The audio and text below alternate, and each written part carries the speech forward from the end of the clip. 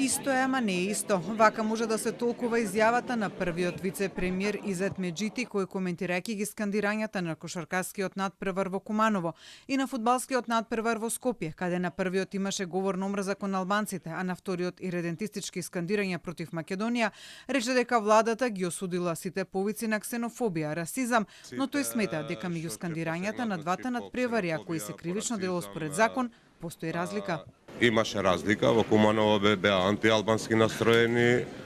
не ги оправдувам, значи, ни другите, но не беа антимакедонски настроени. Иако декларативно првиот вице-премиер е за почитување на различностите и меѓусебно почитување, сепак за експресната условна затворска казна од 2 години и протерувањето со забрана за влез во земјава од 5 години за германскиот државјанин кој пред фудбалскиот надпревар на Шкендија во Скопје веел знамиња на голема Албанија и со надписот автохтона, зашто од полицијата добил пријава по член 319 од кривичниот законник за предизвикување на омраз, раздор или нетрпеливост врз национална, расна, верска и друга дискриминаторска основа, меѓутоа со коментар дека судството малку претерало. Мислам дека судството некога треба, значи не делуваат, кога не треба, значи претеруваат во овој како во овој случај, но ние, значи ги повикуваме да и судството придонесе за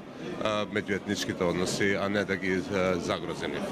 Од јавното обвинителство пак за Телма денеска информира дека согласно надлежностите на полицијата дадени се насоки на МВР за идентификување на сторителите чие скандирање на фудбалскиот надпревар во Скопје е казниво со закон. За тие кои скандирале говор на омраза во Куманово, обвинителството пак се уште чека пријава од МВР, иако уште во вторникот полицијата информираше дека на службен разговор биле повикани неколку лица со најава за поднесување на кривична пријава против нив. Од МВР за Телма на прашањето докаде е процесирањето на инцидентите и тој од Кумановскиот и тој од Скопскиот надпревар со одговор дека се преземаат мерки за расчистување на случаите.